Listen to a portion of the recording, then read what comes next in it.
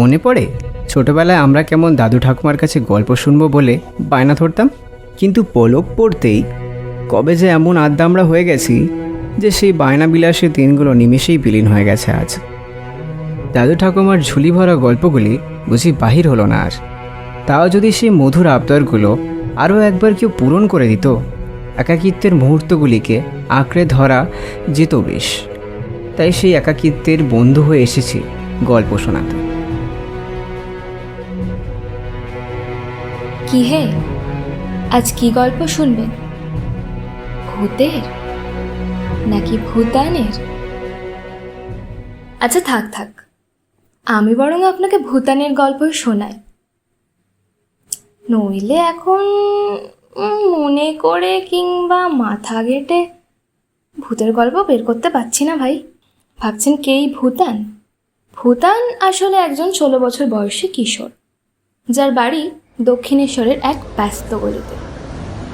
সেই গলিতে গেলে আপনার ব্যস্ততা যতই থাকুক, নজর এড়াবে না তার বাড়ির সেই আশ্চর্য ব্যালকনি, যেটা শোভিত আছে চমৎকার চমৎকার সব ফুল গাছের সম্ভার।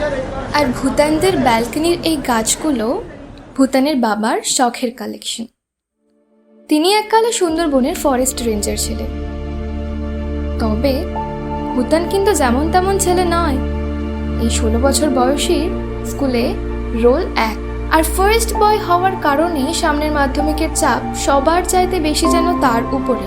তারপর যখন ট্রাইগোনোমেট্রি, উপপাদ্য, পরিমিতি, পর্যায় সারণী, অ্যানড, ক্যাথড যখন একসাথে তালগোল পাকায়, তখন চোখে বাংলাকেও হিব্রু হওয়াতে আটকায় কে? সেই রাগে যখন তার কপালের প্রতিটা শিরা উত্তেজিত, চেয়ার থেকে উঠে পড়ল, ব্যালকনিতে গিয়ে দাঁড়ালো ভূতান। ভূতানের এত চিন্তা, আর এই গাছগুলো এত শান্তিতে হাওয়ায় দুলছে। এত আনন্দ কেন এদের? তার অসহায়তাকে নিয়ে কেন বিদ্রূপ করছে এরা? না, এত আনন্দ এদের প্রাপ্য নয়। ছিঁড়ে ফেলল ব্যালকনিতে টবে বসানো বাবার অতি প্রিয় অগ্নিস্বরূপ ফ্লেম লিলির ডাল। কিন্তু রাগ যখন পড়ল, তখনই ভূতানের মনে হলো যে বাবা সুন্দরবন থেকে কত কাঠ খড় পুড়িয়ে এনেছিল এই অপরূপ সুন্দর গাছটা।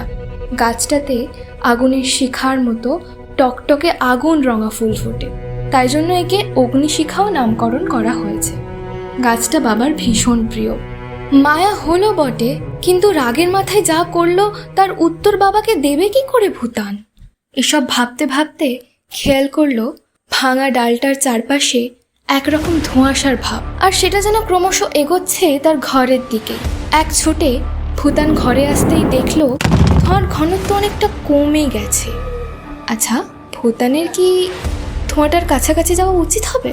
এত কিছু মনে জট বাঁধার আগেই দেখলো সেটা কেমন মিলিয়ে গেল টেবিলে রাখা উন্মুক্ত ভৌতবিজ্ঞানের বইয়ের মধ্যে। আচ্ছা, তার না এখনো 2টো চ্যাপ্টার রিভিশন বাকি আছে, তাকে তো পড়তেই হবে।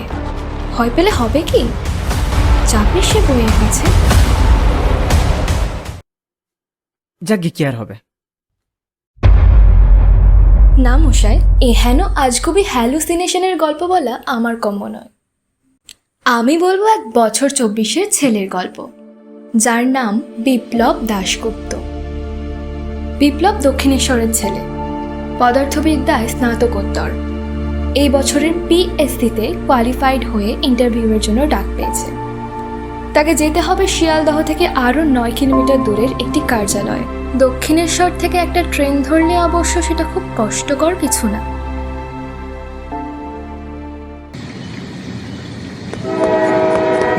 এই মালটা কোনো পড়ে পড়ে ঘুমাচ্ছে। ও দাদা, নামবেন না নাকি? আজ ও পাবলিক মাইল। না না, নামবো। শিয়ালদহ স্টেশন থেকে তাড়াহুড়ো করে বেরিয়ে অটো নিল বিপ্লব। পৌঁছে যাবে গন্তব্যস্থলে সেই কার্যালয়ের সামনে। অটোতে বসে কাঁধে ঝোলানো ব্যাগটা থেকে বোতল বের করে জল খেল। বুকের মধ্যে কি যেন একটা ধুকপুক ক্রমশ বাড়তে লাগলো তার। 15 মিনিটের মধ্যেই অফিসটির সামনে এসে দাঁড়ালো অটো। অটোওয়ালাকে ভাড়া মিটিয়ে দিয়ে অফিসের ভিতর প্রবেশ করলো বিপ্লব। সেখানে এসে দেখলো তখনও ওয়েটিং রুমের দুদিকের আসন দখল করে বসে রয়েছে জনাকুড়ি ছেলে। একজন খানিকটা সরে বসে বিপ্লবকে বসার জায়গা করে দিয়ে বলল, বসুন।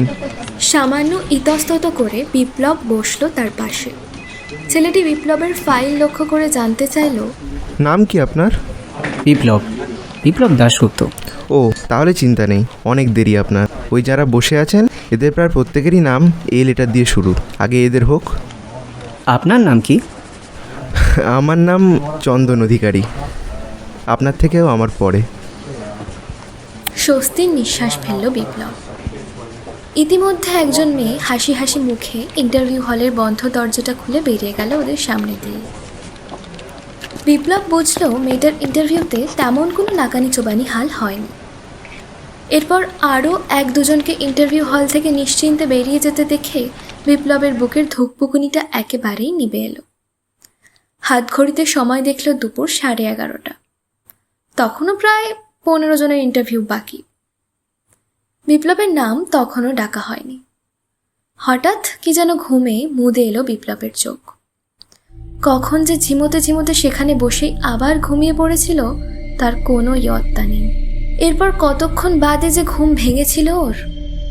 চোখ খুলতেই দেখলো আলো অনেক কমে এসেছে। আচ্ছা, কটা বাজে? হাত ঘড়িটার দিকে তাকাতে মাথায় যেন বাজ পড়ল বিপ্লবের। বাজে 9:30, মানে সন্ধে ঘনিয়ে রাত হতে যায়। ইন্টারভিউয়ের সময়ও পেরিয়ে গেছে। কিন্তু পায়ের নিচে একই অনুভব করছে সে, ভেজা ঘাসের আর্দ্র অনুভূতি। তার চামড়ার বুটটাও যেন আটকাতে পারছে না। কিন্তু মার্বেলের মেঝেতে ঘাস। চোখ তুলতেই সে দেখল সেই অসম্ভব দৃশ্য। কংক্রিটের দেওয়ালে ফাটল থেকে বেরিয়ে এসেছে অজস্র শিকড়, যা মুড়িয়ে দিয়েছে গোটা করিডোরটিকে। গাছের শিকড় এখন যেন আর প্রকৃতির কোমলতম অংশটি আর নেই। তারা যেন খেয়ে ফেলতে চায় এই সমস্ত বিল্ডিংটা। আচ্ছা, দরজার কাছে ওই গুড়িটার ওখানে ওটা কে? কে শুয়ে?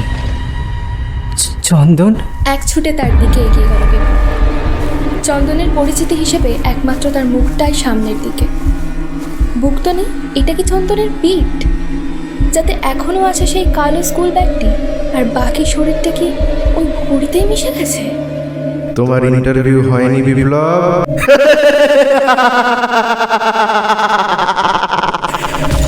পিছনে সরতেই পিছলে গেল সে।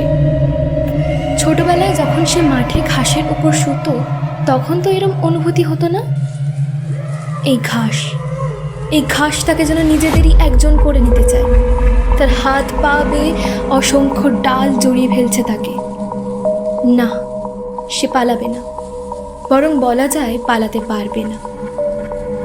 চন্দনের আর তার অবস্থা কি একই হতে চলেছে? প্রকৃতি কি এত ক্রূর, এত নির্মম? কি করেছে বিপ্লব? সে তো শুধু নিজেদের প্রিয়জনদের স্বাচ্ছন্দ্যের জীবন দিতে চেয়েছিল। তার মায়ের কথা মনে পড়ল তার। সে ফিরে না গেলে কি হবে? সামনের এই লাল টুকটুকে শাড়ি পরা মহিলাটাকে তার মায়ের মতোই দেখতে না? সেই স্নিগ্ধ হাসি, উজ্জ্বল চোখ, কি যেন বলতে চাই তাকে। মা, মা তুমি এখানে, আমাকে বাঁচাও মা, আমি বাড়ি ফিরতে চাই।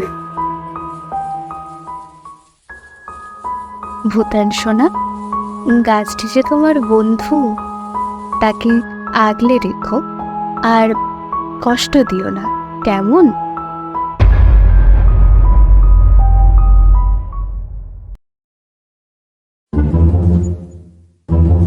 এই ছেলেকে কতবার বলেছি গাছের ডাল ছিঁড়বি না, কোথায় গেলি?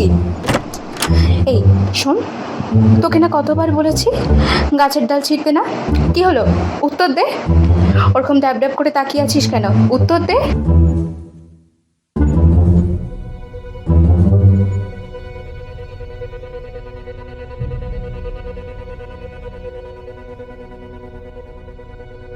শুনছিলেন দ্য লাস্ট রস নির্মিত ইন্টারভিউ। এইরকমই আরও নতুন নতুন গল্প শুনতে সাবস্ক্রাইব করতে পারেন আমাদের ইউটিউব চ্যানেলটিকে।